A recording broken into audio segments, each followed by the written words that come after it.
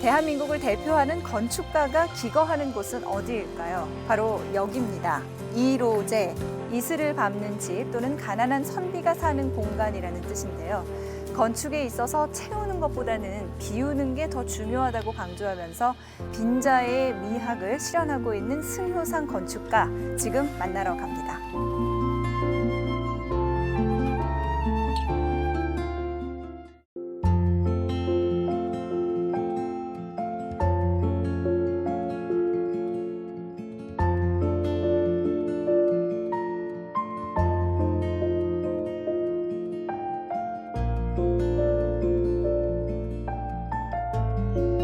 사실 도시화 계획 자체라는 게 없이 막 발전하는 부분이 되게 많다는 생각이 들거든요. 도시 전략을 갖다 그대로 베꼈어. 그러니까 이거는 잘못돼도 크게 잘못된 거죠.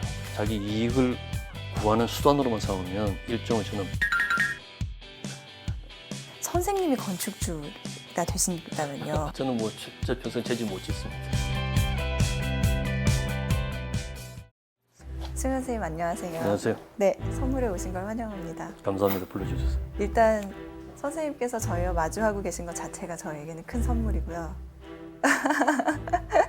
우선 이렇게 바쁘게 지내시고 계신데 늘 바쁘셨겠지만 근황이 어떠신지부터 좀 여쭤볼게요. 개인적으로 하는 프로젝트들 뭐 중국에도 있고 한국에도 있고 그거로 바쁘지만은 요즘은 특히 서울시에 관한 공공 서비스 네.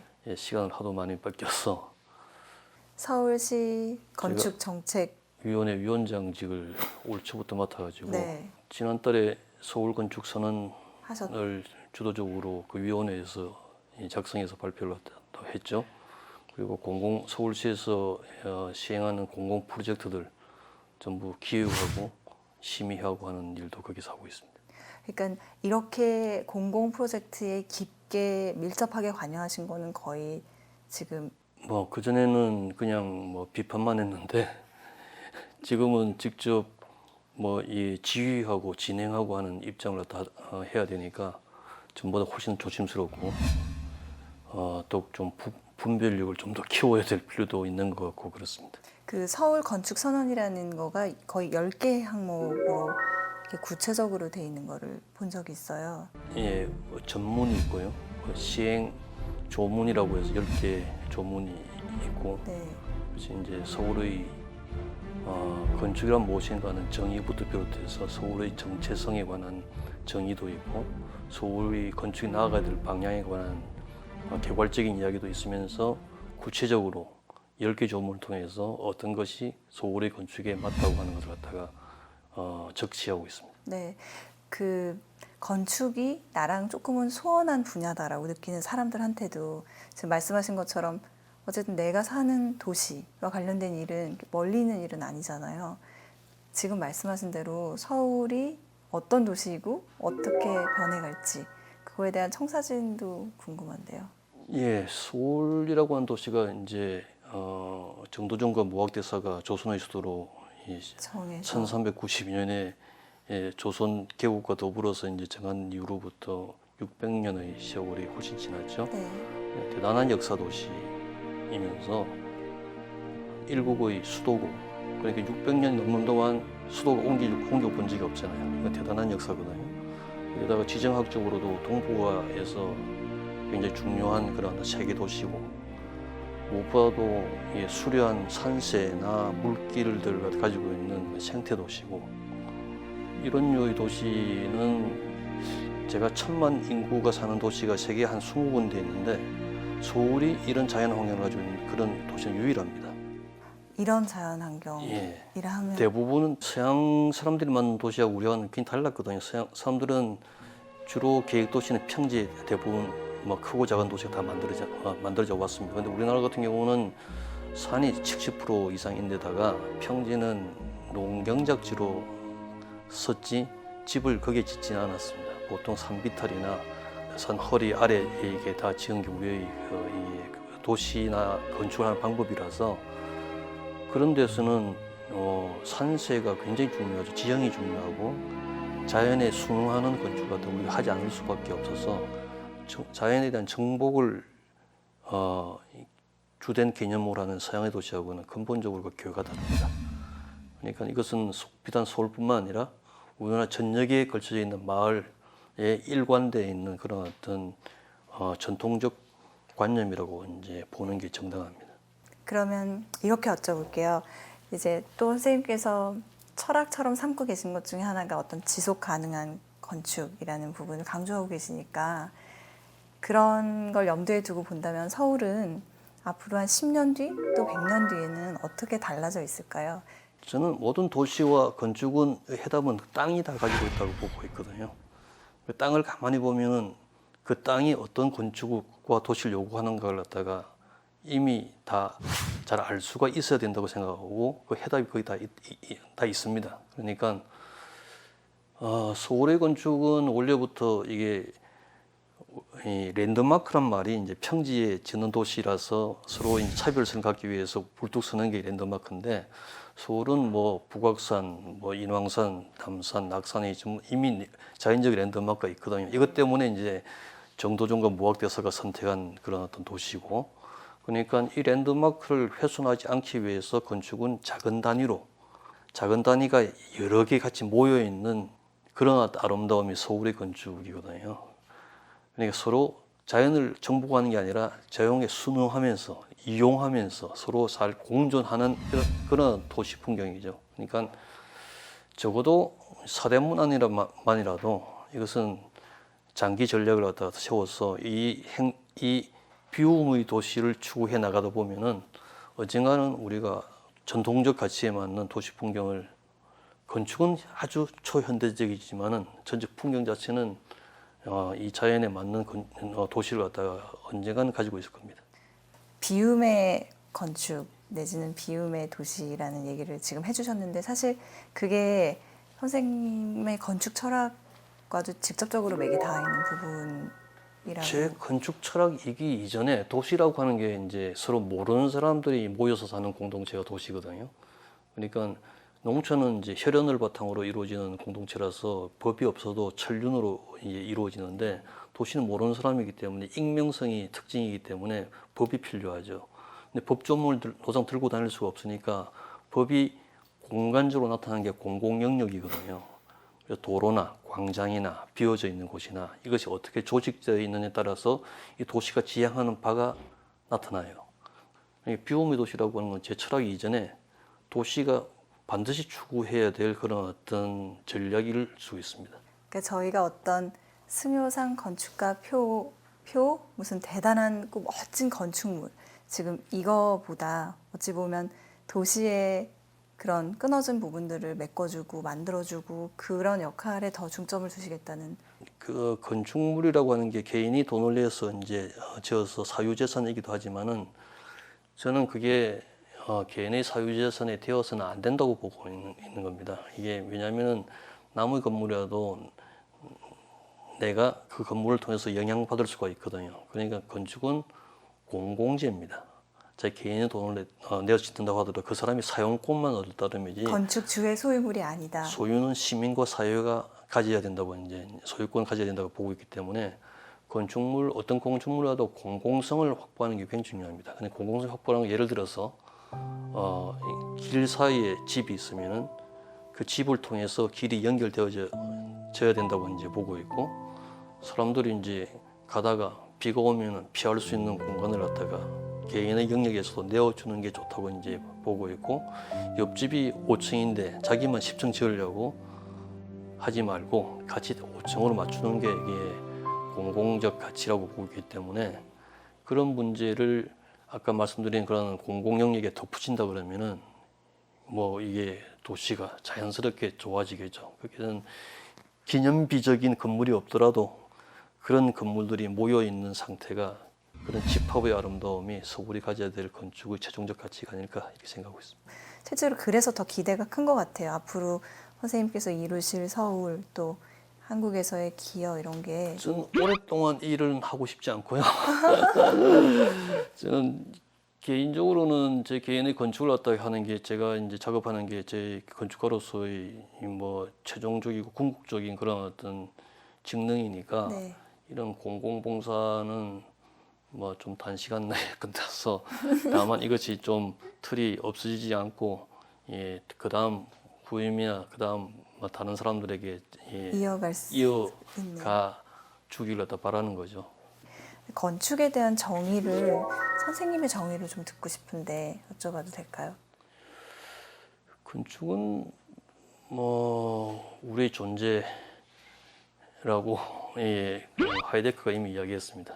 땅에 정조함으로써 우리는 존재할 수 있다고 이미 얘기했기 때문에 우리의 삶 자체가 건축이죠. 그러니까 좀 또 이게 건축 모르는 건축가가 이게 만들지 모르지만 건축은 거주인이 이제 만들어 나가는 게 자기 건축이라고 보이기 때문에 건축이란 말은 굉장히 물리적인 그런 어떤 단어가 아니라 이게 뜻이 아니라 자기 사는 방법, 자기 인격에 관한 문제라서 건축은 곧 거주하는 사람 자체라고 이야기할 수가 있죠. 그래서 좋은 건축이라고 하는 게 그 사람의 얼만큼 진실되게 하고 그 사람의 선함과 아름다움을 항상 빛내게 하는 게 이제 그런 좋은 건축임이 틀림없고요. 그래서 그 좋은 건축이 좋은 사람 만드는 건 확실하고요. 역도 확실합니다.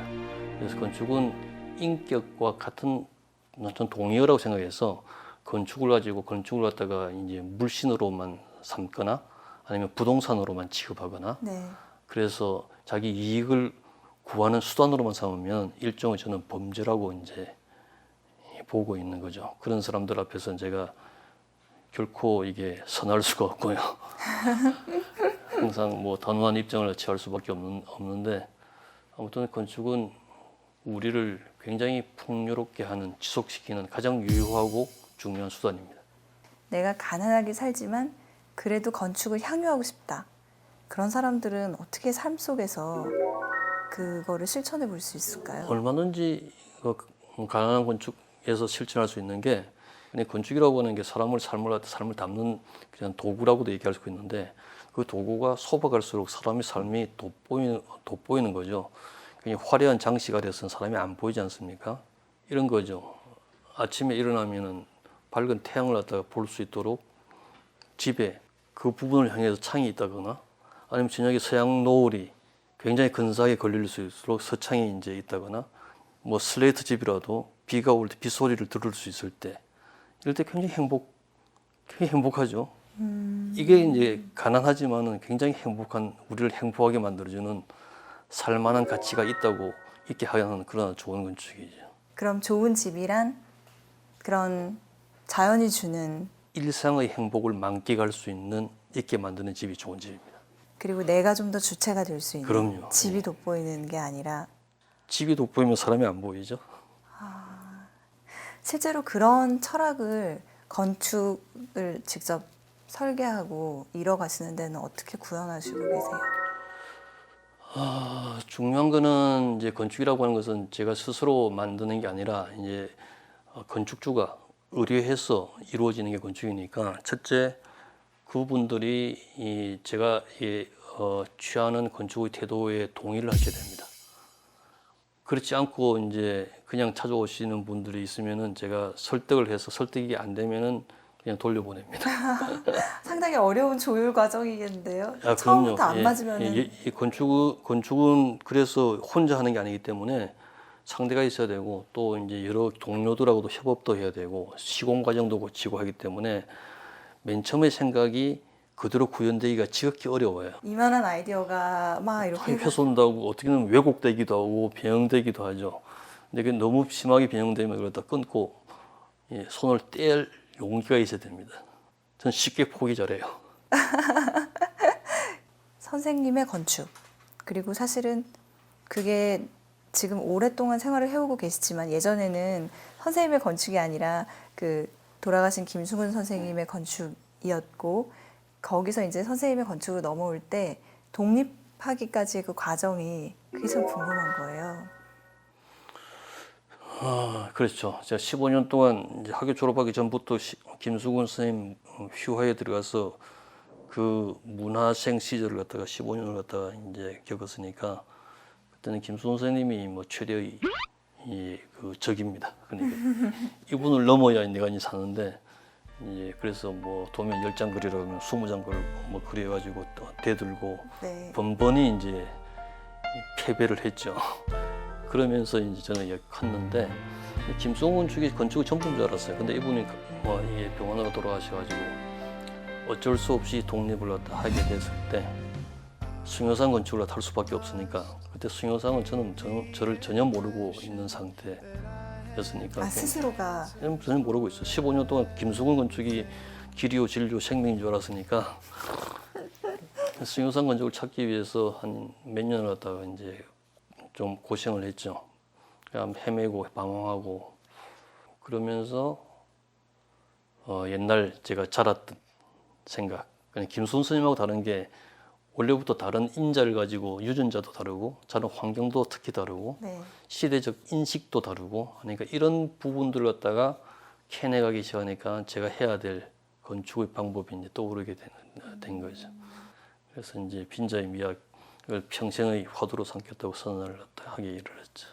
김수근 선생님을 혹시 다시 만나신다면 아니면 지금 김수근 선생님께서 살아계신다면 아니요, 지금도 자주 만나요. 꿈에 자주 지금도 꿈에 나타나요. 저 평생 꾸는 꿈이 이제 몇 가지가 있는데 그 중에 하나 김수근 선생님 꿈입니다.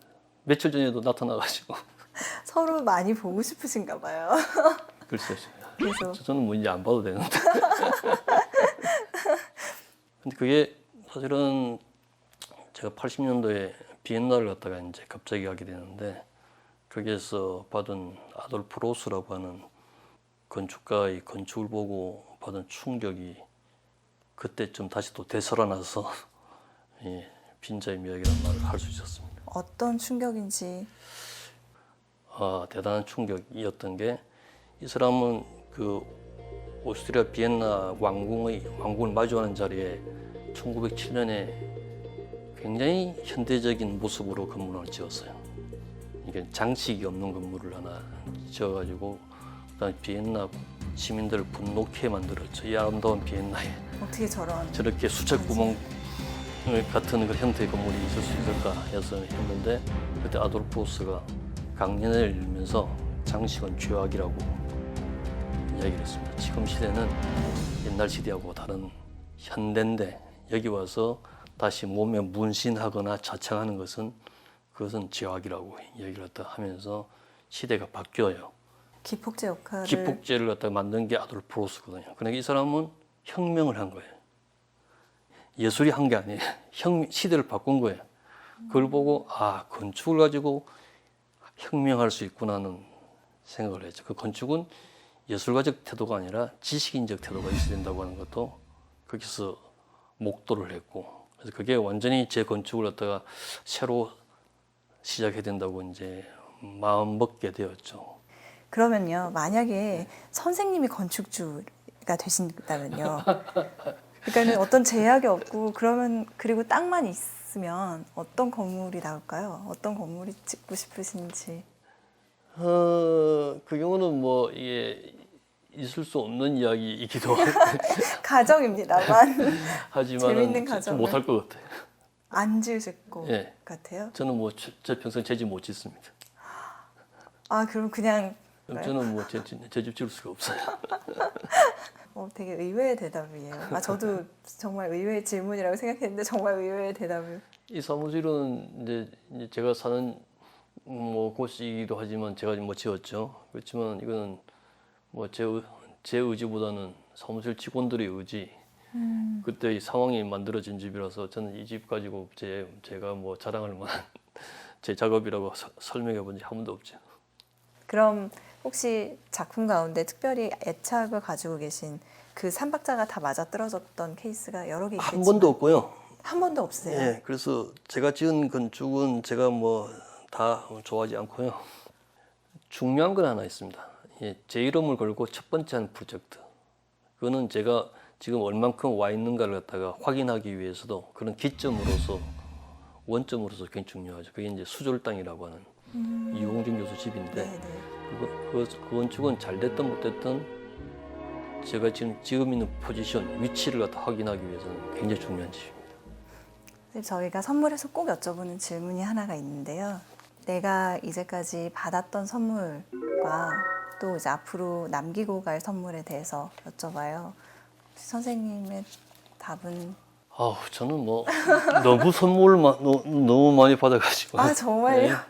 예. 저는 부모님으로부터, 저는 뭐 제가 믿는 하나님으로부터, 그리고 저희 가족으로부터 뭐 늘 선물을 갖다 받고 사니까 항상 이 빚진 자처럼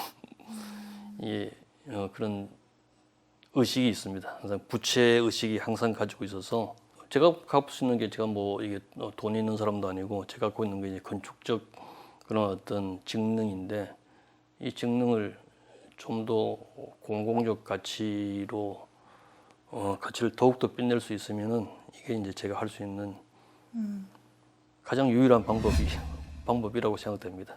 오늘 한 말씀 한 말씀이 참 재밌고요. 다행입니다. 네, 그리고 건축에 대한 또 새로운 시각을 갖게 된 경험이었던 것 같아요. 고맙습니다. 네. 잘 들어주셔서. 좋은 선물 주셔서 감사하고요. 앞으로 서울에, 한국에 또 세계에 많은 선물 주시기를 기대하겠습니다. 감사합니다. 그때도 노력하겠습니다. 오늘 시간 함께 해주셔서 정말 감사합니다. 네, 감사합니다. 네, 고맙습니다.